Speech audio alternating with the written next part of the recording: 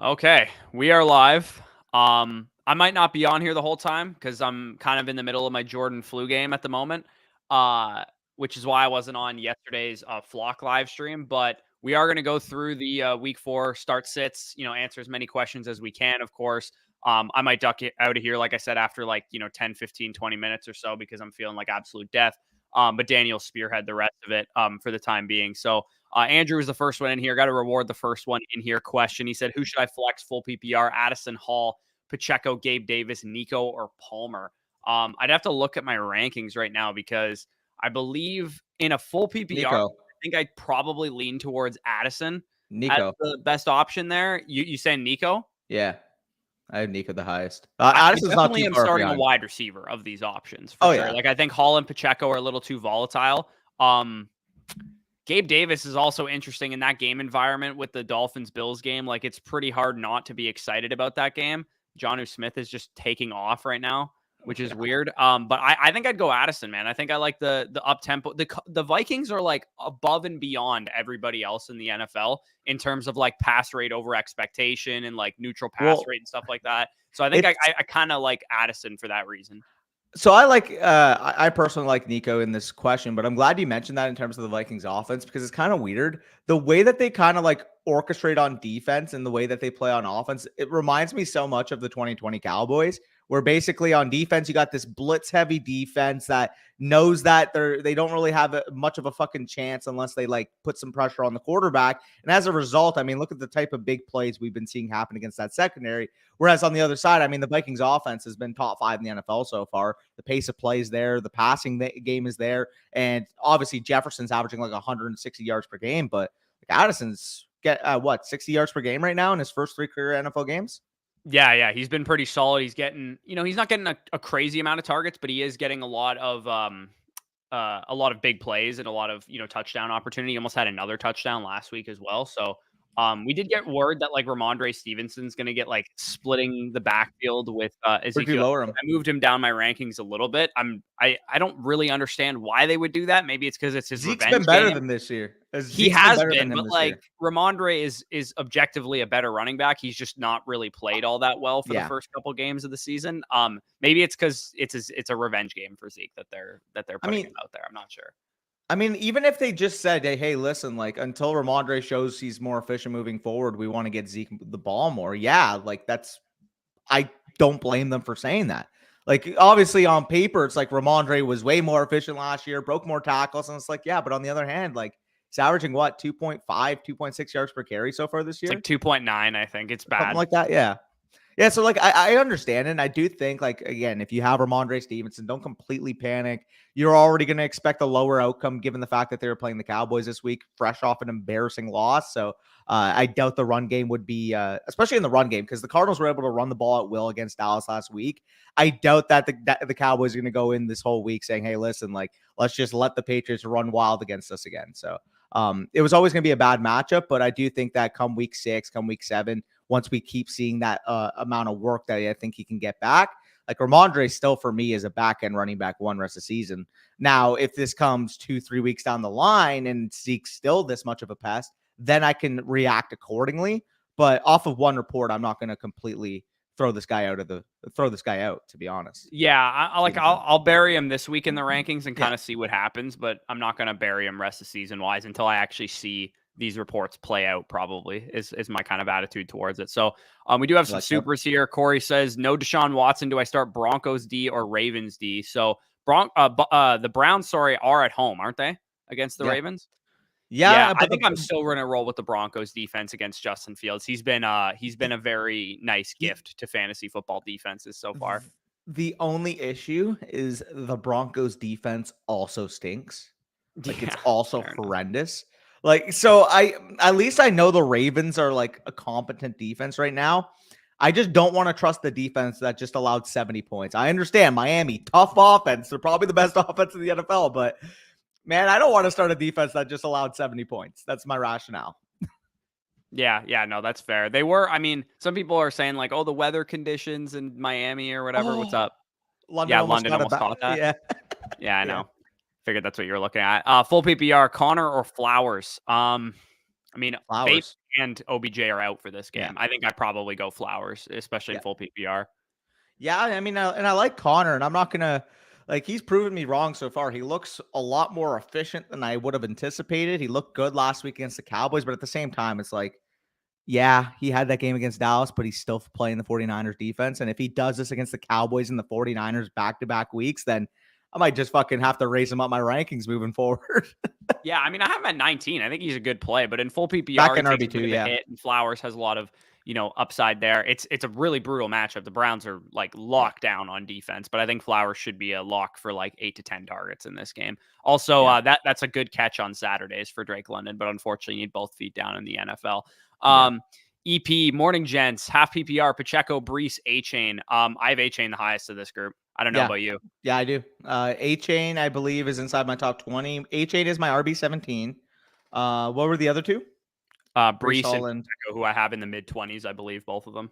Brees at 28, Pacheco at 30 for me. I did raise a couple guys in my ranking. So I raised Rashad White simply because, I mean, his workload right now is just too insane to have him outside of like the top 25 range, to be honest. I raised Damian Pierce. I had him lower than those guys. I raised him up inside my top 24. And I still have like Brian Robinson ahead of them. Yeah, that's fair. I have Sanders. I had to move Sanders up because he was I thought he was going to be out when I did the running back tier list. And then I moved him up. Yeah, I have him at 20. So he's right in that range for me as well. But A-Chain, I mean, we got a report today that A-Chain is going to get more work. I don't know exactly how valid that is, but I'm excited because I have A-Chain. So the reports today are like, off. They're canceling each other out today because I have Ramondre in my RB1 slot and A-Chain in my RB2 slot right now. So I got, one report saying my RB1 is going to get less work, and then another report saying my RB2 is going to get more work. So maybe I'll swap them and set the tone. Put A-Chain in my RB1. But put Ramondre in the flex so he knows to pick it up. I have to start. Okay, so I tweeted this out, and it is the most disgusting decision now because Deshaun Watson isn't playing. What would you do in this situation? Josh Smelly or Elijah Moore without Deshaun Watson against the Ravens in a 38.5 point over-under game? Kelly. I know it sucks, but I probably have to do it. I have Kelly inside my top 30 running backs. It's disgusting. I don't like it. It's disgusting. Not only do I not like it, I hate it. I hate it. But I mean, like, there's going to be people in the chat saying, well, you always say the process is this, and it ends up not happening because the guy just sucks. Yeah, and I mean, I'm just going to fall into that trap again because the process is that Josh Kelly against the Raiders, against 75% snap share running back on an elite offense right now. 6.5 point fucking favorites. Like, if you're not starting, he could go, 13 carries for fucking 41 yards and 2 targets for 5 yards. But if he gets into the end zone, it was the right play. Yep. No, 100%.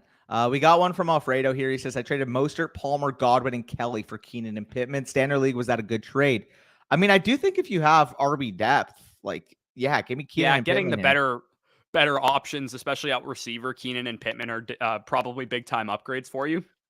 I'm a little worried how this is going to affect Keenan Allen, the whole Mike Williams injury. I think it was probably a bigger impact to the offense as a whole, Mike Williams being out there. And I'm seriously in doubt that Quentin Johnston is just going to slide into the Mike Williams role and be perfect. Sure. Like I have to imagine if QJ hits, it'll still take a number of weeks for it to happen, probably. And I'm of the same mindset. I know there was a lot of people on Twitter that are like, it says a lot about you as a fantasy football player if you go to pick up Josh Palmer, Quentin Johnson. It's like, can we just like both for different reasons? Can I like Josh Palmer because in the next few weeks, he's going to be a viable flex play for me, knowing that Quentin Johnson isn't fully ready to contribute? And can I like Quentin Johnson because come week 7, week 8, week 9, he's got top 20, top 15 level upside if he picks up the playbook and he's fully acclimated to the NFL? Like, can both not be true? Like, why does it have to be mutually exclusive? People think you're a fish. I think everybody assumes that you're 3-0 right now. So you're like, oh, or you're in a shallow league. Because I see a lot of people saying like,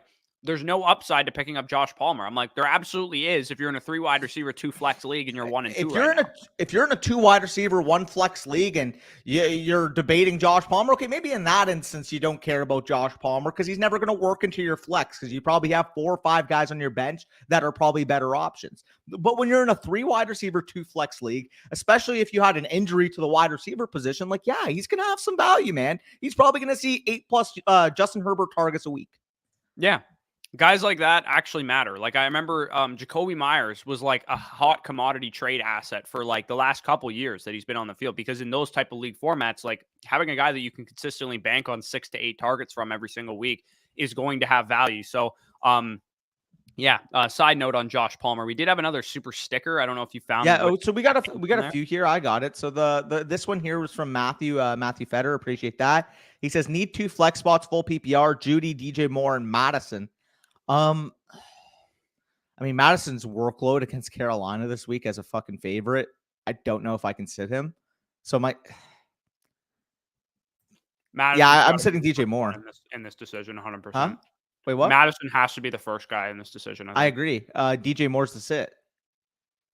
Yeah, I was trying to gaslight myself into saying, "Oh, Madison isn't an auto." He is. I mean, he is. Dude, Surtain had a bad game last week, but Surtain is still going to shadow Moore. And the type of receiver that Moore is the type of player that Surtain can play against well. And Judy has the Bears secondary on the other side of that game, so I would take Judy and Madison here. Yeah, I agree with you there with Judy and Madison. I got a super sticker from BK Rich. Appreciate that. He says, full PPR, who do I start? Flex, Miles Sanders, Devon Achane, Brendan Ayuk. I'm going Devon Achane. Oh, Brendan Ayuk's in here. I'm going Brendan Ayuk. I'm going Ayuk for sure. I did not even see Brendan Ayuk's name. I swear, every time they're listed last, my brain like skips over them sometimes. 29 points the 49ers are implied for in this game. Like you got to fire up all your 49ers. Yep. By the way, Andrew wonders if you're eating a lot of soup with your flu.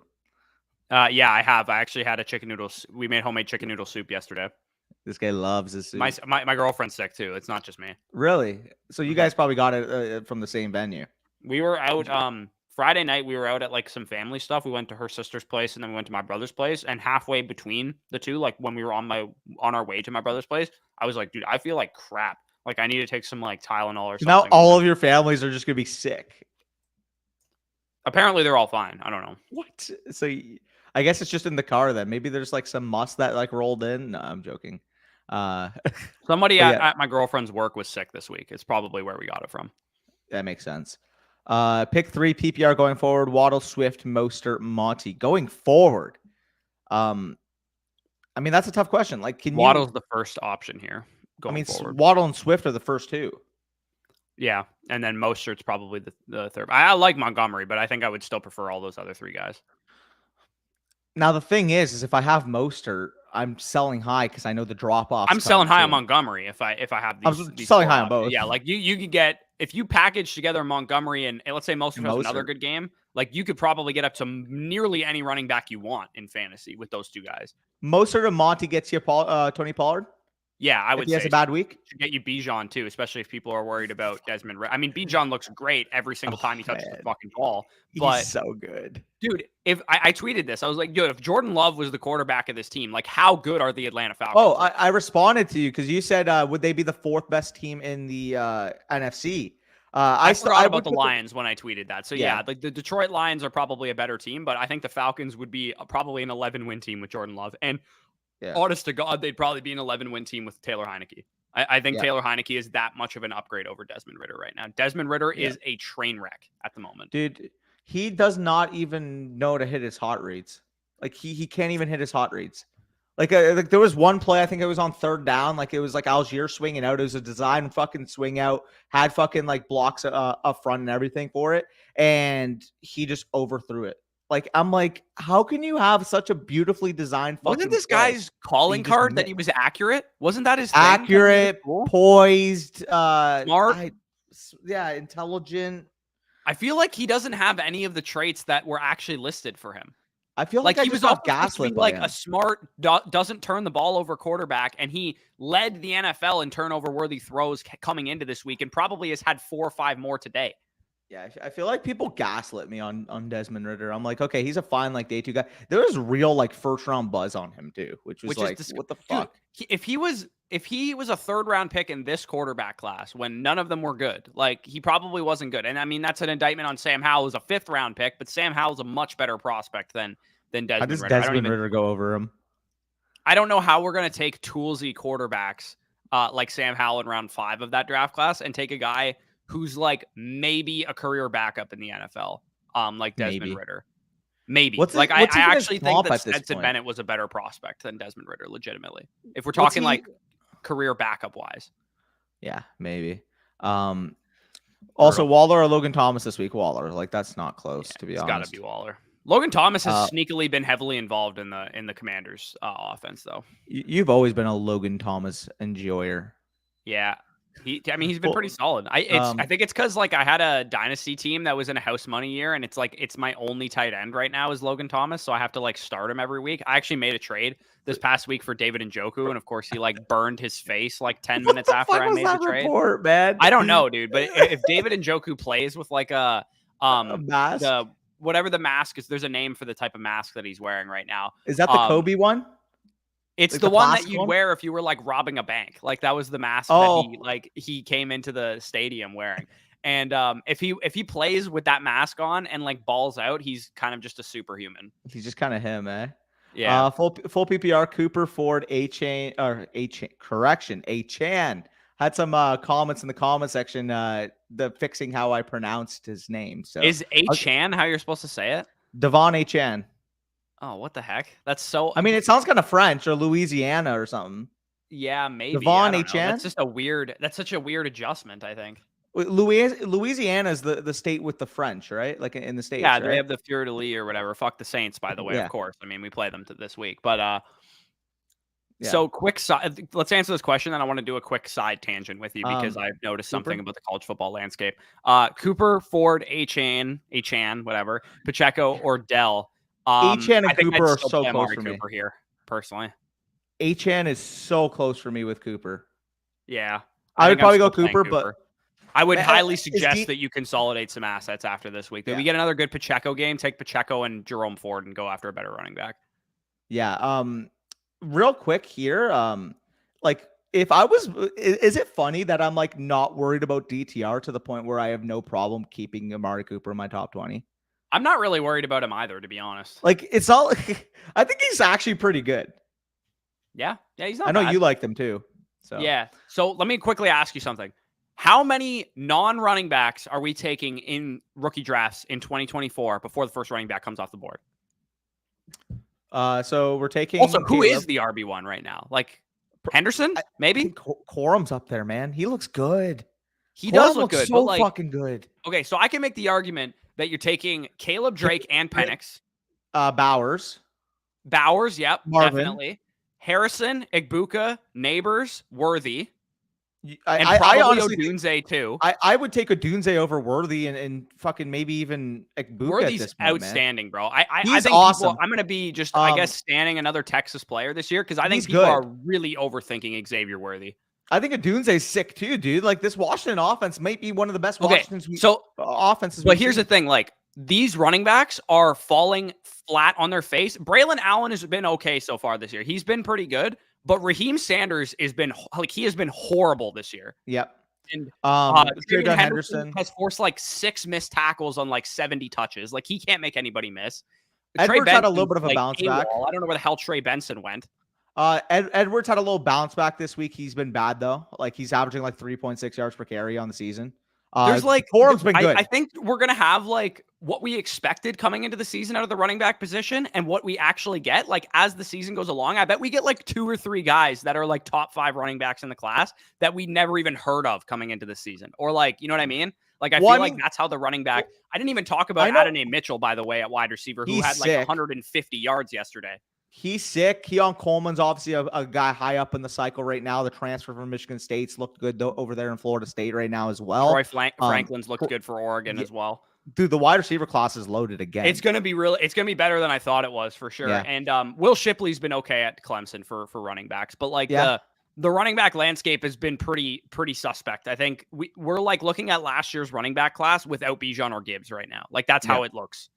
No, I agree. It is honestly pretty crazy. By the way, we need to see a bounce back out of Sanders and Henderson and Braylon needs to keep doing what he's doing as well. Like we need to just keep seeing these guys get better because that's been, at least for me, the story of like the college football season from a dynasty perspective is, okay, the quarterbacks are all playing really well and that's great. Ewers looks good. Shedeur Sanders had a great game yesterday after starting out pretty rough against USC. They came back and almost won that game. Like By the way, landscape of USC's quarterbacks defense. stock up. The landscape of wide receivers stock up. I mean, Sanders and Brock Bowers, we knew were stud tight ends, but they have solidified that they're like top 50 locks and probably top 32 picks, like first rounders. Question for you. Is Brock Bowers, as soon as he gets drafted, the dynasty tight end one? Well, see, I know that conversation is going to come because everybody, you know, he's going to go top 5. I'm telling you that right now. He's probably going to be a top 10 pick. I'll say top 10. I think he's going to go top 5. I think there's a real possibility that he's the first offensive player off the board that's a non-quarterback. Over Harrison. Oh, Marvin. It's at third. Sorry. Okay, so yeah, I think he can go over Drake. I think he'll be a top 10 pick because I think the NFL teams will prefer Harrison and maybe one of whoever wide receiver 2 ends up being. I think he can go over Drake May. Like, let's just say the Colts pick at 3. Like, they're taking Bowers.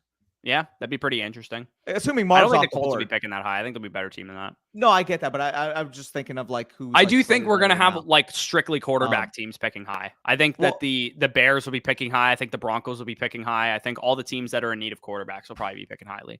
Sorry, Colts were a bad example, but if we're looking at the NFL right now, so Chicago, like right off the bat, if they get Caleb at the first overall pick, Brock Bowers or Marvin Harrison, the Jets might pick high and pick Bowers too. Minnesota. That would make sense for them. I think Minnesota would probably pick closer to the like the top 10 to 15 range than the top 5, but right now they're 0-3, so they're slated up there. Like maybe Vegas.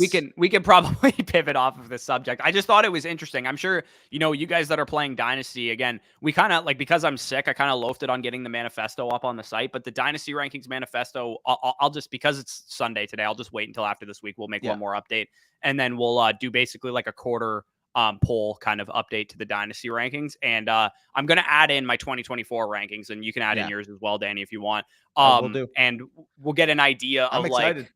we'll get an idea of like how good is this quarterback class? How good is this running back class? Well, I might add in some notes and like how they're performing and stuff like that, and continuously update those, because I really want to make sure that we're like ahead of the curve. Last year, I feel like we did a good job of saying, hey, this running back class might not be as good as people think. Hey, this, you know, wide receiver class isn't really that deep outside of these top guys, or not that deep, but like there's not going to be like a ton of guys that were like locked in, like first round caliber guys. I had a video, I think it was last off season before the 2023 rookie draft, and it was basically just stock up on 2024 picks. I remember in the video I said, I understand 2023 is getting all the hype right now. They're like the golden fucking like child of Dynasty right now, but I am behind, so I didn't see that yet. Rip. Josh Allen just strip sacked him. By the way, I heard a lot of shit about like the Jags might have the worst pass rush in the league, and I think Josh Allen has like 4 sacks today. Yeah. And he had 3 in week 1, which is pretty crazy. That was a 6 wipe. But real quick, last offseason before the 2020, was it like right after the 2022 draft, when everybody was hyping up 2023 picks, I remember I literally made a video saying, go acquire 2024 picks right now.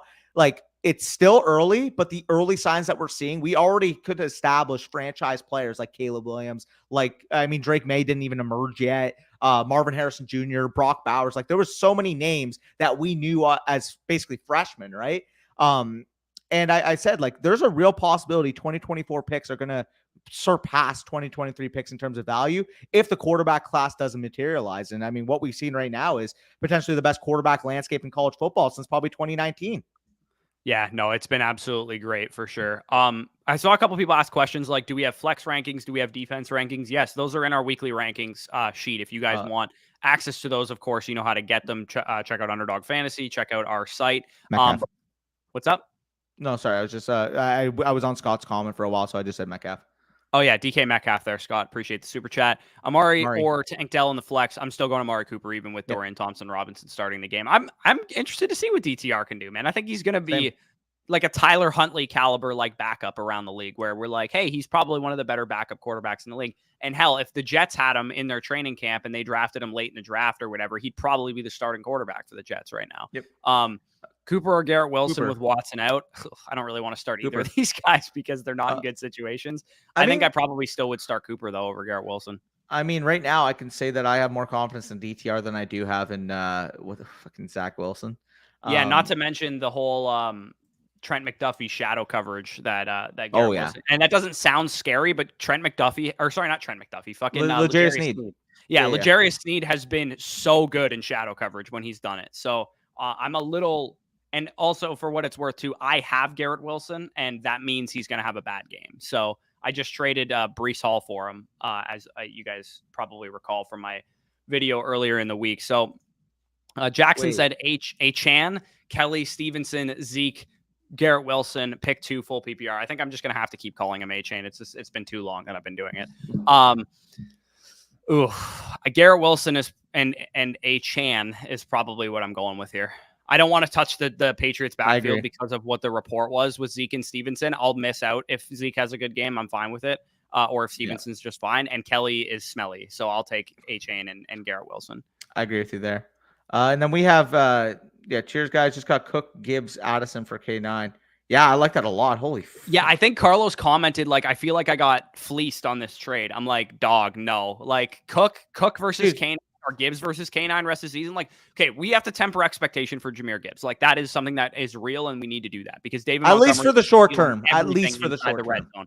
But like, I think it's fine. Versus Kenneth Walker is a legitimate conversation rest of the season. At least Cook plus, because I would still rather have K9. I still would think that there's a little bit of a semi-tier between them. However, you're looking at a back-end RB1 projection in terms of rushing opportunity right now for K9, and you're looking at maybe a high-end RB2 in James Cook. So, like, realistically, the line there is very minimal. So, and realistically, if this was just Cook and Addison for K9, I would rather the Cook and Addison side. So, yeah. Also, a nice 4.6 points out of Kyle Pitts. Shout out to you for being dog shit. I talked so much shit when my league mates let me get him in the 7th round of our draft, and he's now paying me back by being horrible. So, and it's not his fault. It's literally not his fault. I mean, because why does Jonnu Smith did you see the double move that he ran? Yep, that and real quick, why does Jonnu Smith have 6 catches for 95 yards? Why is that a thing? Like, what are we doing? Dude, I think it's because Jonnu runs like shorter routes of the tight ends, and Desmond Ridder is so bad that he can't hit Kyle Pitts. Like, I'm not absolving Kyle Pitts of no blame. Like, obviously, he needs to do a better job to some degree, but dude, like, I think if Taylor Heineke was the quarterback, Kyle Pitts would be having a breakout season right now. Legitimately. Hear me out. If the boy Arthur Smith wants a nice, good run blocker tight end to fit his offense, I would be willing to offer Jake Ferguson in a 3rd round pick to get Kyle Pitts. I hear me out. Classic Cowboys fan right there. Man, like, what the fuck? AR-15 over Lamar. I have it ranked that way. I do. You have Richardson over Lamar? I have Richardson over Lamar. I have Lamar. I downgraded him, so I had him at my quarterback 8. I moved him down to quarterback 12, dude. I don't want to deal with the Browns defense. And if you have him in season long, you probably have to start Lamar unless you lucked out and have an AR-15 option, but I don't want to start any quarterback against the Browns defense. I think the Browns against the Browns too. Like, they've made every quarterback they've played against so far this year look like a fucking JV quarterback, and that included Joe Burrow. Yeah, no, speaking of, you know what? Let's talk about some of our picks here, because I don't want to. I'm feeling a little. I got the spirit of football in me. I could probably stick out this whole stream here, but I am going to go with my lock of the week right off the bat here, because I do want to shout out the Cincinnati Bengals and Joe Burrow. I think they're going to hang an absolute haymaker on the Tennessee Titans today. So I think that the Bengals -2.5 on the road versus Tennessee is my lock of the week. The Titans can't stop the pass. The Bengals' strength of the team is their passing game. And Joe Burrow was not on the injury report for the first time all season this week. So I think with Joe Burrow, he's a little limited probably to some degree, even though he wasn't on the injury report. But I think that Chase and Higgins and those guys can really get it done through the air against the Titans, who have been giving it away versus the pass. Like Deshaun Watson, it's no coincidence that his best game as a Brown last week came against the Tennessee Titans. Yeah, no, I like that pick. I do like the Bengals this week. Transitioning on to my lock of the week, and it bit me in the ass last week. I will just say this right now. I did pick my team to cover against the Cardinals last week. Did not work out, but that's the main reason why I'm picking them to cover -6 today. You're playing San Francisco next week. You're coming off an embarrassing, demoralizing loss against the Cardinals last week. This is the get-right spot for the Cowboys. The Patriots are without 3 of their top 4 cornerbacks in this game. I think CeeDee Lamb can get going. I understand Christian Gonzalez is a really, really good corner on the other side. But at the same time, the Cowboys don't play CeeDee in one spot. They move him across the formation. They try to get him the good matchups. And without 3 of their top 4 corners, I think this is the get-right game. He had 4 catches, 53 yards last week. Underperformed it by his own standards as well. If they come out and play bad this week, a week before that San Francisco 49ers game, knowing how much that means for their season, I'm going to be really concerned for the Cowboys. Yeah, I don't think it's going to happen, though. That's wild. That is absolutely wild for sure. Carlos says, thanks, guys. 13 likes is criminal. Hit the like button. Yes, sir. Please hit the like button if you guys are doing it. Like I said, I have like 101 fever right now, and I'm on here. So just give me I want to see He's literally 101 likes cooking on the stream because I have 101 fever, which is a very lofty goal, but I would like to see you guys accomplish that. Hey, so Bush usually cooks, but today he is literally cooking. I'm roasting. I'm freezing and hot at the same time right now. So it's the worst. We got Andrew again, all the way back to 11:40 a.m. We're going to get back to the top of the order here. Yep. Pick one running back, one wide receiver, and two flex full PPR. We have Javonte, Damian Pierce, Devon Achane. We have Hall, Warren, Garrett Wilson, Addison, Elijah Moore. Okay, so I mean, this is kind of like his first question, I guess, but like a little bit different. How we would. So for me, Javonte would be the running back. He would be my highest rated running back of that group. Achane's a flex. Yeah, Achane's the flex, and I'm thinking wide receiver wise, I'm going Wilson. And then my flex, I'm going with Addison as the other flex. Yeah, that's where I'd be going with there. Agreed there. Got a super here from Kush. He says full PPR pick 2, Stevenson, Connor, Pacheco, Ford, Hall. Out of these options. Are you benching Stevenson here, given the report? Ford's the RB1 right off the bat. Ford's your RB1 of this group. Oh, yeah. Wow. Ford is the RB1 given the use. I have Connor RB1 of this group. I don't mind going Ford and Connor. Yeah, I'm moving Stevenson down more because I actually, now that I think about it, I would 100% bench him. So I had Stevenson, I think at like 16 or 17 when I did the tier list video. I've since now moved Ramondre Stevenson down to 25. I have him below Jerome Ford, below James Conner, below Miles Sanders, Devon Achane, Rashad White, those type of guys. So yeah, like you got to be a little worried with Ramondre Stevenson this week. And of course I have Ramondre Stevenson, so I'm kind of worried. Real quick, so Chris asked, where's the rankings for week 4? Check the Flock site and couldn't find them. So they're not technically on, they're not in the rankings tab of the site. They're in the articles tab of the site. That's where our manifesto. Oh, it's because, you know why I think he's saying that? It's because normally every week I put a post on the site that says like week 3 rankings or whatever, or week 2 rankings and matchup chart. It's the same sheet as the week 3 one. Yeah. I just didn't put a new post on. I will actually do that right now, just in case anybody's wondering. Who's not in this live stream, but yes, it is the same exact weekly rankings sheet every single week. So it doesn't matter which week you click on. Yeah. So like that, all we do each week is after the week's done, hide the tab, we go on to the next week. So it's literally the same file. It's just, it just gets updated on a week-to-week basis. Yeah. And that's why I did it, for what it's worth, in case I ever forgot to like put it on there. But I'm going to put the post out here just to make sure that everyone can see it. And sorry if you guys saw my reaction. That was because apparently a half an hour ago I just saw now on Twitter Drew Holiday got traded to the Celtics. So you don't watch basketball, but if anybody is Drew Holiday even good anymore? He's good. He's a good point. Yeah, he's a good point guard. Yeah, good point of attack defender. Okay, Trevor, half PPR pick 2, Wilson, Ramondre, Tank, and Sutton. Is it crazy? I'm going Wilson and Sutton here probably. Wow. I don't want to sit Tank. Like Ramondre is probably the 4 out of these guys, man.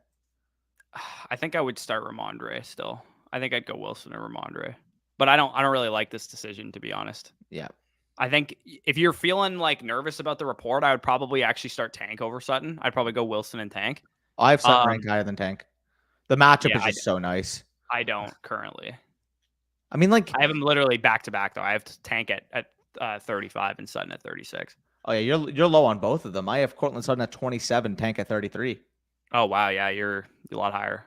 Yeah, I'm sipping the Sutton Kool-Aid this week. Russ has looked good, and I mean Sutton is coming off a good game. I think both him and Jerry Jeudy are going to have good games against Chicago Bears, who have literally been the 32nd ranked defense in DVOA since Matt Eberflus, a defensive-minded head coach, was hired.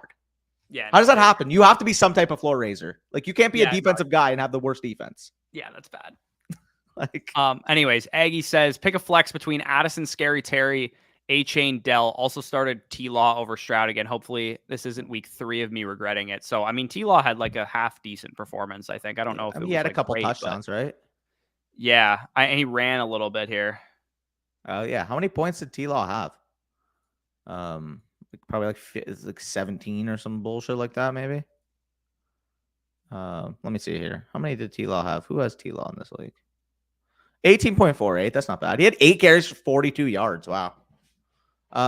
What about the second part of my question? Oh, did you have a second part? We missed the second part of Trey's question, apparently. Trey's question. Oh, Oh, my bad. Ayuk or Kyron over Cooper. Yeah, I Yeah. would play Ayuk over both of those options personally. Yeah, I would too. But Apologies Kyron's there. a good play this week too. I would like to get him into Yeah. my lineup if you can. Yep, agreed there. Apologies there, Trey. We didn't notice the second part. But yeah, Aggie says, okay, so Addison, Scary Terry, Hollywood, A-Chain, Dell also started. Okay, so with your flex option here, I'm probably going Devon A-Chain A-Chain. Yeah, you go A-Chain. Yeah, it's either him or Addison, but I'd probably go I go A-Chain.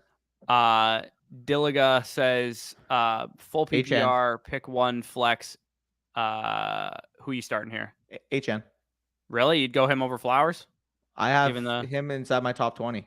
Yeah, Browns defense is no joke. I'll give you that. I just want access to me. Like I think it's going to be like a 60-40 split between him and Raheem Mostert this week until Jeff Wilson comes back. In favor of A-Chain or no, in favor of Mostert. In favor of Mostert. Yeah. I think it's going to be 60-40. Well, I mean, it was 55-45 last week. Yeah. And they said he's going to get more work. So it wouldn't actually shock me if he's the guy who actually plays more snaps. But basically, okay, that even works in his favor, right? I'm saying even on a 60-40 baseline, I want access to the highest scoring game of the entire slate. You give me 13 to 18 opportunities out of Devon A-Chain, and he literally had 22 last week.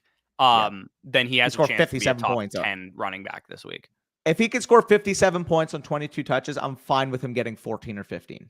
Yeah, literally. Start Kyron or Madison at running back and Waddle or Amari at wide receiver. So Kyron would be my choice there at running back pretty easily, actually. And then Waddle would be my choice at wide receiver. Agreed. If you can start both of them, would you actually, no, never mind. I would start Madison over Waddle. I mean, real quick, mention Kyron this week going up against the Indianapolis Colts, I believe, correct, right? Yep. Yeah, so I mean, we can just transition to my safe play of the week. So we could do that together right now. My safe play of the week, I'll just wait for the graphic. My safe play of the week presented by Aura is actually going to be Zach Moss, running back of the Indianapolis Colts. Ew. I mean, you just need this guy to hit an RB2 baseline. It's going to be very disgusting, but the amount of snaps this guy gets, he literally gets all of the Colts running back snaps. Like him and Kyron Williams right now, the workloads that they have are the two most untouchable workloads in the NFL. I did not think I'd be saying that coming into the year, but Zach Moss, until Jonathan Taylor comes back, is the definition of an RB2 in fantasy. Yeah, no, that's definitely a fair take. And of course, again, if you want some more proof that he's going to go off, I do play against Zach Moss this week, so that will be a reason for him to go off. And I also play against Joe Mixon, who's my safe play of the week. He just needs a touchdown, and I think the Bengals are going to score a lot in this game, and I think Mixon's going to find the end zone. So yeah, he is my safe play of the week. All he needs to do is hit an RB2 baseline to hit as a safe play. Danny is actually leading the pack between me, him, and Spicy Hot. He's 2-1 on his safe plays of the week. Me and Spicy Hot are 1-2 because I decided to pick Joshua Smelly last week as my safe play of the week, and he absolutely destroyed me. So, and I have to play him again this week. So don't ask me why I'm doing it, but had Deshaun Watson been playing for the Browns, I wouldn't resort to playing Josh Kelly again, and I would have just played Elijah Moore. Yeah, for sure. Real quick, by the way, so Spicy's lock of the week is 6.5 points. Chargers are favored over the Raiders, and his safe play is actually Tank Dell, wide receiver of Houston. Wow, yeah, I like it, man. I like it. Apparently, Alvin Kamara is going to get a full workload today, according to Jay Glazer or Jeremy Fowler. Somebody said that. I don't know who it was. Interesting. DJ Kendrick says Wilson, Downs, Moore, Bourne, Wandale, Robinson, pick 2, full PPR. So I'm assuming Garrett Wilson is a lock in this decision here. And I'm assuming, I don't know which Moore that is. Is that Sky, Elijah, or DJ? That there's a lot of people with the last name Moore. If that's Elijah, I go with Wilson and Elijah. If that's Sky, I go with Wilson and DJ. If that's Sky, I go Wilson and Downs. Yeah, that's probably where I'm at with it as well. Okay. So I believe we're caught up on supers. I'll just check the bottom of the chat. You can get to the top. Yeah, let's actually go right into the going nuts picks real quick. Let's rattle these off so we can make sure we get to all the questions that we need to. My going nuts pick of the week presented by Manscaped is Javonte Williams, who's had a pretty rough start to the season so far, but the Chicago Bears are the get right spot of all get right spots for the fantasy running back position. So again, the way going nuts works, I say this guy needs to go for 20 plus PPR points for me to hit and get the points. Right now, I'm 1-2 on my going nuts picks. I got my guy last week, Raheem Mostert, went absolutely nuclear, which definitely helped. But you guys let me know in the chat. Do you think I should get 1 point if this happens for Javonte Williams? Meaning it's not a very bold take at all. 2 points, mildly bold, and then 3 points, meaning, it's a spicy take. I personally think Javonte deserves a 3, given how bad he's been this year, but I think a 2 is also pretty warranted as well. 2's the answer, in my opinion. He's still a starting running back with a 60+% snap He's share. a starting running back for an 0-3 football team, though. Fair. I mean, the chat's disagreeing with me. He has not played more than like 48% of the snaps all season. Like, he has not been like a workhorse or anything. Fair.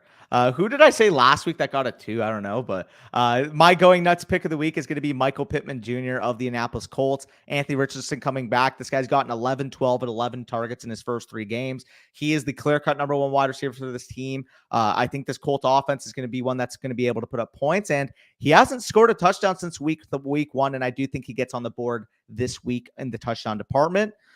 Like you said, I think if Javonte gets a 3, Michael Pittman at least deserves a 2, probably a 3. But no, Pittman does not deserve a 3. He deserves a 2. He's been really. You think Javonte's got an easier baseline projection? Chat's saying 3, dude. Like dude. What? That's wild. What about a 45% snap share running back coming off of a multi-ligament ACL tear who has like a 57 PFF grade that does not deserve a 3 for going for 20 plus PPR points? Go for it. Yeah. Also, I have I have Javonte as my RB13 for what it's worth. There's now 2 times that we've picked a going nuts player and they've suffered a season-ending injury, because your guy last week was Mike Williams and I did J.K. Dobbins in week 1. So we maybe need to stop picking this category, because we are just straight up jinxing players at this point. But you did get the points for Mike Williams because he did go for over 20 points. He just happened to blow his ACL in the process. So. What do you have before he got hurt? Dobbins probably would have had a monster game in week 1 had he not done that too. And Mike Williams had like 6 for fucking 85 yards or something before he got hurt, or something. Not a bomb touchdown too. Fucking 7 for 121 and a touchdown. Jesus. Yeah, definitely not ideal there. Again, let's get to our last superlative, then we'll just rattle off some questions here. We have underdog picks of the week. So we pick teams that are underdogs in the game to outright win. So we're taking money lines here. Of course, sponsored by our sponsors over at Underdog Fantasy. Promo code FSE for 100% match back up to $500 for 3 days left in that special promotion right now. If you put in, $200, you'll get $400 on the site to play with total there. So shout out to Underdog Fantasy. I actually nailed a touchdown dog last week with the Houston Texans, so I got 2 points for that. They outright beat the Jaguars last week, obviously. So I'm going to be rolling here with Carolina going up against Minnesota. 2 0-3 teams going up against each other. Carolina's at home. Bryce Young hopefully has his coming out party in this game, because Minnesota is definitely the softest secondary that he's gone up against so far. Went up against the Saints the last time we saw him, and obviously they've been pretty good on defense. So I like the Panthers to beat the Vikings straight up, and an 0-4 Vikings team means that Kirk Cousins is a Jet, and that's all I want out of life.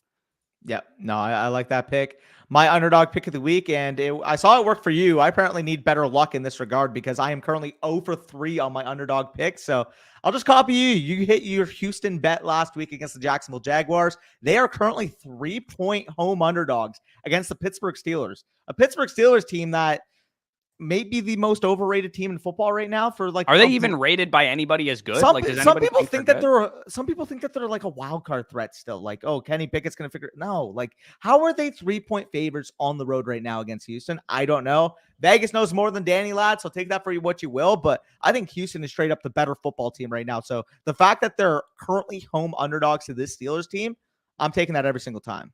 Yeah, if they were on the road, I could understand 3-point dogs. That makes sense. Yeah. But home underdogs against the Steelers, I don't. Maybe it's a trap. I have no idea. But I'd be curious to know what the sharps are actually taking on that. That's got to be interesting. I'll give you guys a shout out to our sponsors over at Elite Picks as well. I'll give you guys a free one today.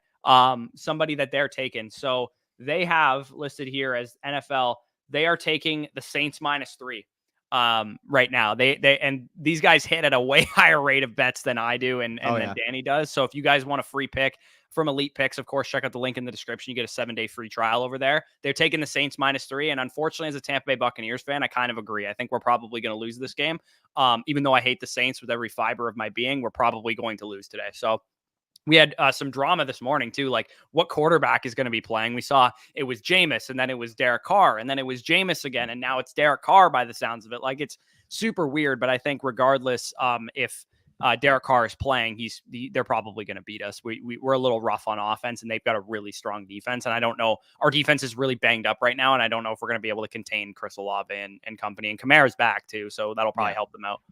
Yep. No, I don't mind that. All right. So now we're done through all the administrative nonsense. Now we get to get back to the questions here. Ray says full PPR, Pierce, Kelly, have Dell in the flex. Who do you like here? Pierce or Kelly? Pierce. Yeah, I think I slightly like Pierce as well, but I don't think it's outrageous to say that the process probably leads you to Kelly because he has the bigger workload and he's on the higher scoring team. Yeah, no, that's fair. But I would personally go Pierce as well. Have to drop one, Elijah Moore or Cortland Sutton. So probably a shallow league we're talking about here. Sutton's been more productive. I think you got to drop more. The answer is Elijah Moore, but can you make trades instead, Carlos? Can you consolidate? I imagine it's probably hard to consolidate in a league like this if the waiver wire is that rich with talent. But I think I'd probably try and consolidate if you can. But worst case, yeah, just upgrade like Elijah Moore. Do you have Calvin? Maybe not Calvin really. Do you have like a receiver in that range who's overperforming right now? Like what? Like can you add Keenan Allen plus Elijah Moore and get up to like Jefferson or Chase right now? Or maybe Jefferson or Tyreek right now. Does Keenan Allen plus one of those guys get you one of them? Maybe. That's the type of move I'm looking at doing. We got a couple more. Did Calvin Ridley just have that one catch? Was that his only catch in the game? He got a second one. I think he had two. But they were apparently I didn't get to watch the full game, but apparently like they were bracketing him so hard. Yeah, 2 for 2 receptions, 38 yards and a touchdown. He also drew a pass interference on like a 50-yard bomb as well that I saw right as we started to go live there. So I mean, Ridley, big contribution. Christian Kirk just had a monster performance, I believe. I think he had like 13 targets or something like that. Yeah. Nobody wants him in the Listener Dynasty League, and he's getting me points right now, which I don't like. I know. I don't want to spend prime draft capital on him, to be honest. Pelissero, the Vikings to ride the hot hand at running back in week 4. I think the days of 75% Alexander Madison workload are probably going to come to an end this week. Maybe, but they also both suck. So they aren't good. So riding the hot hand will probably mean that Ty Chandler's getting the ball. Yeah, no, I feel that. But Tutu or Tank Dell? Give me Tank Dell there. Where? I'm assuming you agree, Tank. Yeah. Remember, appreciate the new member with LLG. Yeah, if you want to scan the chat in case LLG asked a question, because he just became a new member, you can also do that as well after you're done with these supers. Yeah, I mean, I'll look. I wish you'd be able to see. I mean, he just had one right now, actually, so I'll quickly get to that. Full PPR, I need help with my last flex decision. Thielen, Ayuk, Myers, Collins, Moss. Don't even need to hear the rest of these. Yeah, Ayuk's in your lineup. Ayuk's probably he's going to remind people why he was thought of as like potentially a top 15 receiver rest of the season after week 1 because he got hurt in week 2, right? Like he wasn't healthy for most of the game in week 2, and then he was out for week 3. Yeah, give me Mostert there as well. Mondre or Roschon full PPR. I'm going with Mondre still, but like this is I'll go with Mondre, but it's actually closer than it should be. I agree. So we're all caught up now. We're all caught up. I'll wait for you. All right, I'll get her right back up to the top here. Goodness, this is a lot of questions that we have. Appreciate you guys for asking all the questions. Again, if we did answer your question, please leave a like on the stream here. Okay, so we got Stroud or pick up Russ. I'd be going Stroud here, to be honest. I like Russ against the Bears, but Stroud has played really well, and he's pushing the ball downfield, and they're throwing the ball at a higher rate than what the Broncos are doing. So I actually don't mind just going with Stroud here. Yeah, I mean, like I want to hold Stroud for the rest of the season if that's Russ on the road too, and Stroud's at home, which helps a little bit. If this is 1 week, I would rather Russ, but if you're holding them for the season, I would rather Stroud. The reason why I would rather Russ this week is that he does play the Bears. He does play the Bears, but I like Stroud this week, man. I don't know. Really, eh? Do you want to make I have Stroud as top 17 quarterback right now, and I have Russ at 18. So he's currently quarterback 20 for me, and I have Russ at 16. Yeah, it's not bad. To be fair, I also got locked in with actually, no, he's going to. You want to rip that as you want to rip that as a thing there? Stroud versus Russ? Yeah, I'm down. Let's do it. Also, I left this one in the sheet, Spicy. Did you see this? It said Watson versus Olave. What bet was that? Was that was rest of season? Rest of season. Oh, it was rest of season. Okay, you bet me that Watson would outscore Olave rest of season in PPR. Did I say that? That's a little bit psychotic, but you did.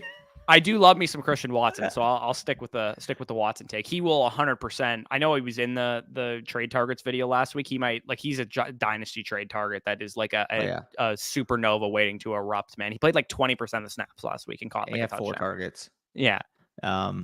Pedro says 5 PPR. Wow, I'm assuming he means half, but 5 PPR, 2 flex. Amari, Lockett, Ford, Judy, Collins, Godwin, Amari, and Lockett. Half PPR, do you go 4 to Lockett? Lockett against the Giants. They get stuff to pass at Yeah. all right now. The only thing that concerns me with Lockett right now is that the efficiency so far this year has been so bad. And again, because he's been such an historically efficient player, I'm willing to overlook it right now. Yeah. But it does concern me when you see these older players start to lose efficiency.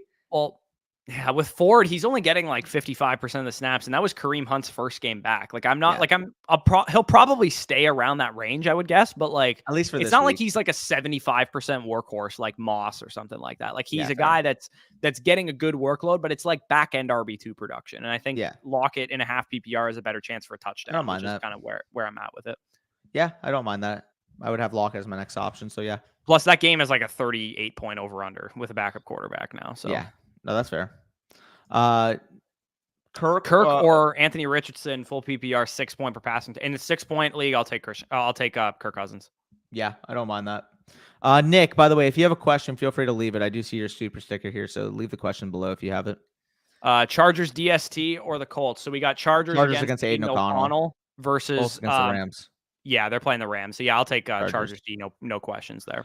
Though I will say, like the Chargers D is the process play because the backup quarterback. Don't get me wrong, but at the same they've been that, and at the same time, it's like, would you really be shocked if Aiden O'Connell just balled out today? I wouldn't, dude. I would be. I don't know. Maybe Spicy could give his take on this, but like Aiden O'Connell might actually be a good quarterback. I don't know, dude. I think he is. He had like a little bit of Purdy energy to him when he was coming out. Yeah, dude. Did you see that fucking pic that got posted yesterday when he got announced a starter? Somebody was like, "There's only one option to start," because it was like when they still haven't made the decision yet. Yeah, they said like Hoyer could start or whatever. Yeah. I think it was fucking. It was a picture of Aiden O'Connell, and he was wearing some shirt that was like, "I look like Farva, but I play like Favre," or something like that. Oh, that's hilarious. Andrew says, pick one wide receiver and one flex. Puka, Ayuk, DJ Moore. Okay, so Ayuk is the wide receiver, and it's probably between Puka and A-Chain as the flex, but I think I go Puka there. I don't know. What about you? You want Puka or A-Chain in the flex? Puka. Puka's a top 12 wide receiver for me, dude. Okay, that's pretty crazy. I don't have him that high, but I do have him as a top 18 wide receiver. I think he's a wide receiver too. I think that's what he is. With Cup out, he's been proving that he's way more than that. That's fair. Right off the bat. Yeah, I have him at 18 right now with Waddle and Metcalf and Higgins just ahead. I think he's just a wide receiver too. Wait, who are the three that you just said right in front of him? Waddle, Metcalf, and Higgins. Waddle I have ranked at like right within him. I will take Higgins or Metcalf if you want to take any of those straight up. Let's do it. We'll go. Want to go half or full? Full. Okay. Of course, I'm gonna want full. I mean, of course, I'm full with Puka Nacua, but yeah, we'll take a full PPR there. Spicy Higgins versus Nacua. Yeah. So apparently we did get the question from Nick. Let me quickly get to it. Did he? Oh, was it back in the chat? Oh no, he said it here. Full PPR pick 3: Walker, Kyron, Mostert, Devontae Smith. Sorry, thanks for noticing. Anytime there. How the fuck? I don't want to sit any of these guys, man. The answer is Kyron because he's the worst at football here, right? Yeah, probably. He also has like 100% snap share and a 97% snap share the last 2 He's an awesome start, man. Like you can realistically make the argument that it should be Mostert that you're sitting here. I have Mostert over him simply because I don't want to sit anybody in the Miami offense right now. Yeah, I mean, I think you go. I think you sit Kyron. Just like you said, he's in a really good game environment though too. Kyron in that game is supposed to shoot out, man. I hate this decision, Nick. Like, can you make a trade after this week and sell Kyron plus Mostert for like a very solidified Tony Pollard or something like that? Yeah. Yeah. You have where we left off, right? Oh, wait, no. Yeah. There's another one of these. Need to Garrett Wilson, Hopkins, Nico, Tank, Najee, full PPR. It's pretty simple for me. I'm doing Garrett Wilson and Nico. You go Nico over Hopkins, eh? Yeah. I have Nico way over Hopkins, dude. I think that's fair. I was just clarifying. I have Hopkins. Yeah, I think I'd probably go Garrett Wilson and Nico Collins as well. Dude, I have Hopkins like dirt napped. Am I right? It's probably fucking irresponsible how low I have him, but I don't want to start him. I don't. Dude, that 2.5 points that the Bengals are getting is criminal. I think they're gonna slaughter the Titans today. The Titans fucking suck. They do. And also I have a 5 parlay of like over unders and spreads or whatever. And the first one hit because I had the under in the London game so far. So I could shout that out real quick. What was the if final anybody score? wants 23-7? to tail this, they can. I have, so this is the 5-leg parlay that I have. I had the under in the Falcons game of 43.5. It like only had like 31 points or something. So it killed. Bengals -2.5, which was my lock of the week. Over 41 points in the Bengals Titans game. And then under 39.5 in the Ravens Browns game, which has probably since moved because I made this before Dorian Thompson-Robinson was announced the starter. And then over 39.5 in the Buccaneers Saints game. This might be a little sketchy now. The reason I made this bet is because I thought Jameis was starting. And when there's a game with a lot of turnovers, usually the overs hit. So I thought that with Baker and Jameis, like over 39.5 was like a reasonable bet. But that might be a little sketchy. That one might be the one that screws me. Yeah, well, where's Matt when you need him in the chat? Yeah, guy makes bets. Gabe Davis, McLaurin, Hollywood Brown. Miami Buffalo should have lots of passing. How sucks Brown against San Fran makes me nervous. I'm starting Gabe Davis here. I'm 100% with you. I think I would start Gabe Davis too. I think I have Gabe Davis the highest as well. Let me quickly check exactly where I have these guys ranked. So Gabe Davis I have at 39. I have McLaurin at 41. And who was the other one?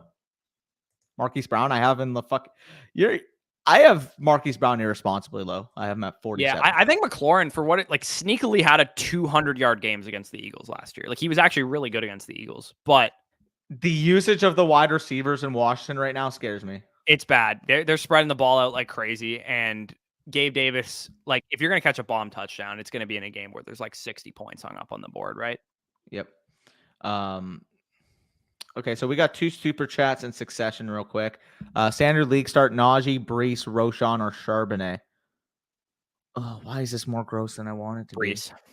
It's Brees, but like all these guys are like outside of my top 25. Yeah, I think Najee and Brees is probably the decision point that you're making there, and I think I go Brees. Brees 28, Najee 36. You have Najee at 36. I have Warren higher. It's a little irresponsible. I have Najee at 28 and Brees at 27, so it is really close for me. I have Roshan higher than Najee. I don't. I have Roshan at 32. Full PPR, Roshan versus Najee? Well, I mean, this is a standard question, but okay. I would take. I don't think that's an outrageous. Dude, no pass catching upside anymore because Warren has taken away that work completely.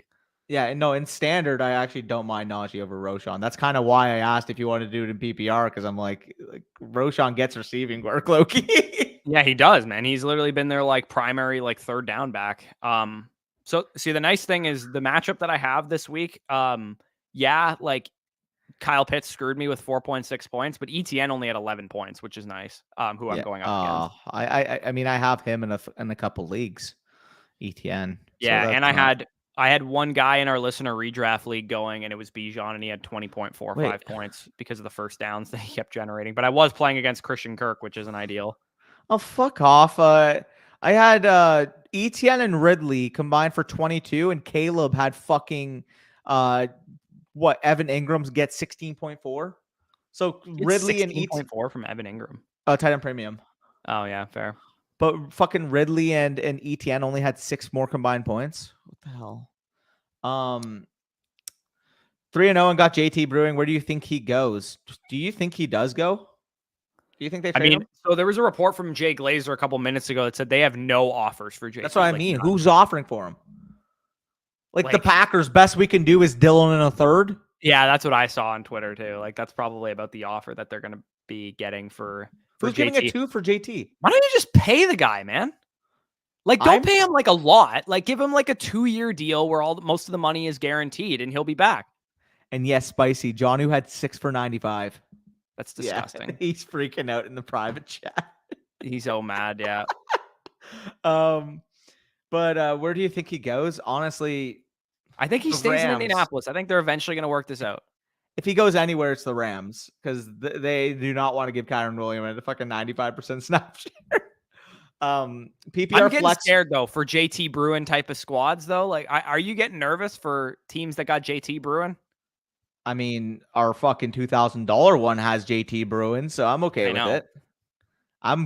Dude, we did a 0 RB on that stream, and everybody fucking made fun of our RB core. And now our RB core is DeAndre Swift, Raheem Mostert, Devon Achane, and fucking Jonathan Taylor. If we just get the 2 who actually might be sneaky good going forward. How do we have a sick fucking RB core? Because 0 RB works. Yeah, it does. Unfortunately, though, our stack has been awful. Our Yeah. Bengals stack has been brutal. We need the Bengals to actually not be dog shit. Okay. Because if that Bengals stack hits and we get Jonathan Taylor back with the Colts or with a situation where he's going to get an elite workload, like we could take that thing down. I think. Say hypothetically, the only I guess nut spot we could have made differently from our decision point is if we went Tyreek at 2, got Tua later as the quarterback, and then maybe added another wide receiver in between, because we did have Waddle as well. Yeah, we did have Waddle, and Waddle has not done anything either. So Waddle, once he gets back to full steam, he's going to be all right. Of course, we had Kyle Pitts going today, so that's going to hurt us this week. Yeah, I mean, who are we playing against? Let me actually look at our matchup right now. To be fair, it's a 1. The guy that we playing against had Aaron Jones on Thursday, though, and he had Calvin Ridley, who only had 11.8 points, even though he caught the long touchdown. So we're in a pretty decent spot, I would say. 2 and 2 is all we needed. PPR flex 1. Elijah Moore. You're going Elijah Moore here still, right? Yeah. It'd be close between him and Warren, probably, would be the other decision point. Half PPR RB2, Sanders or Pierce, flex, Judy, Pickens, Collins. I think I have Sanders a couple spots higher. Yeah, I have Sanders higher as well. And Judy, Pickens, and Collins are back to back. Collins and Judy are really close for me, I think. I have Judy at 23, Pickens at 25, Collins at 26. I have Judy at 30, Collins at 29, and Pickens at 23. Wow. So you have Judy at 30? Yeah, I'm a little nervous with the whole I instead of putting Judy and Sutton high, I just kind of downgraded them both. Does that make sense? Fair. I think Russ can support both of them right now the way he's playing. I think he can too, and I think this is a pretty damn good matchup. And honestly, I'm probably going to move Judy up above Pickens, because I would start him over him. Yeah. Achane, Madison, or Javonte half PPR. This is Javonte. I'm assuming. Yeah, I think I'll take Javonte there as well. But that's brutal, man, because I think with Javonte, he has not played well, and Achane's got the great matchup, right? So start 1 running back, 2 flex, Achane, Ramondre, Gabe Davis. I'm assuming he was running out of characters for this. He was running out of characters 100%. Achane. 1 running back and 2 flex. So you got to start 3 of these options. Achane, Ramondre, and Davis. I would start. Yeah. Achane, Ramondre, and Davis. I think it's an actual conversation. That's how disgusting this is about. Josh Kelly is a conversation. Yes. Josh Kelly and Ramondre is a legitimate conversation. I agree. And here's the real question now, because that is actually a decision point in my league. Would you sit Ramondre outright and play both Elijah Moore and Josh Kelly? No. No? No. You don't trust your defense? I trust my defense, but at the same time, I trust them to shut down New England's vertical attack, which remotely, already works in Ramondre's favor. Go and make this decision, because I honestly think that Elijah Moore and Josh Kelly probably project better than Ramondre this week. You'll go for it, man. You just know Ramondre's going to go off if that happens, because you'll have 7 catches for 45 yards. New England's going to have no verticality to their offense against the Cowboys. The Cowboys are not going to give up big plays after what happened last week. If there's one thing I expect from the Cowboys this week, it's to limit the big plays, because they know New England can't slice and dice them down the field. I'm not going to overthink this. I'll leave Ramondre in. But if it happens and Elijah Moore has 11 catches because Dorian Thompson-Robinson's just checking down for him. Don't blame me. I'm not going to blame you. I'm just saying, I think you could have made the argument to do it. Oh, I think you can. I'm saying that before the fact. However, if Ramondre has 7 catches on 8 targets for 45 yards and is a 17-point RB2, and Elijah falls flat on his face because he has a backup quarterback, that's the same way that the process could go. It's the other side. I'm too big of a bitch to do it. I mean, realistically, the process play is Josh Kelly, but I don't want to watch Josh Kelly play football. That guy sucks. He does. Fields or Purdy? Where do I have them? Purdy. I'm playing Purdy. I have Fields higher. If he doesn't fucking do anything against Denver, he's dropping way more in my rankings. It's Denver.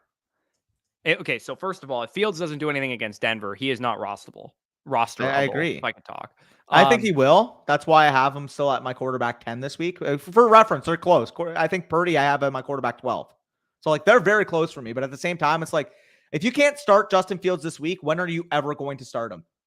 That's the question I keep coming back to. If you drafted Justin Fields and you're not starting him this week, when are you ever going to start him? Yeah, I wanted to sit DJ Moore this week in our listener league, but my receivers aren't good enough to do so. Dude, my I team did low key get like a half decent receiving core Yep. for how late I faded receiver. Like Yep. Pittman, DJ Moore, Tyler Lockett, Cortland Sutton, and Gabe Davis. Like at the beginning of the season, would you have been excited about that receiver core? Low key. By the Pittman, way, listen to this. Pittman, DJ Moore, Lockett, Gabe Davis, and Sutton. Would you have been excited with that receiver core coming out of a draft? probably not. Yeah, but they've actually been half decent, right? Yeah. And this is yet another team where I have JT waiting in the wings. So I have like no JT in best ball. And I keep thinking, oh, JT being out's a good thing because it's sinking the best ball teams. But at the same time, we have him on our FFPC team and I have him in our listener league. So it's kind of screwing me. And I traded for him in tone setters. So I have a lot of exposure to JT right now, actually. Yeah. Real quick, I want to address this because this is a surprise to me. It's hard for us to be as consistent with the Dynasty content with the season coming. Again, we had a Dynasty decisions this past week. We'll try to do at least one Dynasty type of segment each week, but it's not like we can do 3, 4, 5 Dynasty videos a week. Like we're in the middle for of what the it's season. worth, I'm going to do an We're updated going to do our rankings. Yeah, so trade targets. this week I'm going to probably do like a quarter poll for the 2024 class, maybe like a tier list or something. And then we'll probably also do like a cornerstone rankings update. Like I did a cornerstone rankings video, I think in June, and I definitely want to do that coming up pretty soon here as well. So we haven't really had a whole lot of Dynasty videos lately, but they're coming, trust me. And as we get through the Dynasty rankings being updated and the trade value charts being updated, we'll definitely come at you with some more like trade targets and that kind of stuff as well. Yep. I'm trying to think who to drop Parker for in the listener league, but there's literally no wide receivers available. Yeah, I dropped Tony, man. I don't fucking like. What am I gonna do with him? Who gives a fuck? I picked up Zeke. Zeke was available. Ew. You guys are awesome. Keep up the good work. Yeah, appreciate that, brother. Definitely appreciate that. I'm just gonna like quickly buzz over my lineups real quick because I don't want to get screwed at this I did that at 9 a.m., so I'm good here. I can quickly catch up. I did that right before the Falcons Jaguars game. Where did we leave off, by the way, real quick? Oh, if we were way back there, you're not gonna find it, to be honest. Yeah, I'm not gonna find it. I'm not gonna lie. Well, I mean, with that being said, kickoff is literally in 2 minutes, so I'll just quickly do here. Love your work, gents. 3 a.m. here in Australia. Appreciate that, Hamish. Appreciate that. The Dynasty Land boys are just waking up for football, probably. Yeah, if they wake up for the 1 p.m. slate. That's 3 a.m. Then it's so like I understand obviously time zones, but at the same time, it's like it still like catches me off guard. Maybe that's like the kid in me where like I'm like, oh my god, like people are you're like kind of an absolute infant for that take. Well, like people are not like at the same time as me. You know what I mean? Like. That's an infant take, dude. No, but I understand it. Don't get me wrong. But at the same time, it was like, it's still like a process. I know, it's knowing weird. that it's when weird, you go to certain cities, it's going to be literally a different time. Yeah, I know. We call them the 1 p.m. games, but in Australia, they call them the 3 a.m. games, which is hilarious to me. Mo, do you wait?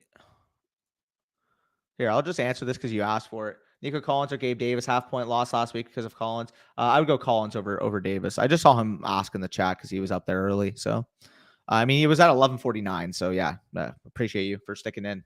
He was literally I have where we left off. So let's rattle off a couple in case people are still in here. So I will literally just rattle these quickly. I'm taking Mostert there, Nuke. Yep. Breece Hall or Ramondre. I'm taking Ramondre still slightly. Puka or Palmer. Easy. I'm taking Puka. You are. Oh, he already super chatted that. Did he super chat that? Okay. Yeah. KC defense or Philly? I'm taking Philly's defense against the. Actually, that's pretty close. KC defense against Zach Wilson. Give me KC defense. Yeah. Elijah Moore with no Watson, Hollywood or Godwin. Give me Godwin there. Hoy. We did. Yeah, Mo said that one there. Thoughts on Josh Downs? Should I drop a defense to pick him up? Yeah, I would. If you have 2 defenses, definitely drop a defense. Yeah, you shouldn't have 2 defenses. Half PPR pick 2, Godwin, Lockett, Ayuk. So Ayuk and A-Chain are the guys I'm going with there, Kyle. Now with that being said, I mean, real quick, half PPR, Gabe Davis or Pacheco. Davis. Hopefully you got Davis, get him in your lineup quickly. Yep. Last thing I'll say, real quick, Alex. We weren't taking it as shade. It was just like we wish we could upload more Dynasty videos. We fucking love talking about Dynasty because it's the thing with redraft. It's more like cyclical where we're doing this, we're doing that, we're doing that. Whereas with Dynasty, it's more so open to interpretation what we want to do. Do you want to do like a concept video one day? We can do that. You want to do, the trade market in Dynasty video one day. Like there's more options to be able to make content, I find, for Dynasty than there is redraft. So, I mean, when we are in the redraft season, we do miss the Dynasty season. When we're in the Dynasty season, we miss the redraft season because we want to watch football. So it's kind of like the complex of what we're at in terms of content making. Yeah, and also for what it's worth too, we're probably going to go like we have the wide receiver trade targets and the running back trade targets right now because it's the beginning of the season, but we might transition that into just one trade targets video and maybe mix in a dynasty video on Wednesdays going forward as well. Just to make sure that we're, still covering our dynasty basis. Cause obviously we don't want to neglect dynasty for like the whole season. Cause you can get some really, really good like deals done and like, information during the regular season. And, that's when, the good dynasty players are making moves and like, we're still doing that. It's just hard to make content around it on both sides of the spectrum there. So we'll definitely make sure to mix in some more dynasty content. We'll definitely have that coming this week as well. So it is 1 p.m. Eastern or 3 a.m. Australian time, depending on where you guys are at. Definitely enjoy the games. Hopefully you guys win your weeks. Hopefully there's no major injuries that we have to talk about. And stay tuned for tomorrow at noon. We'll be breaking it all down, reacting to everything week 4 of fantasy football. So take it easy. Cheers.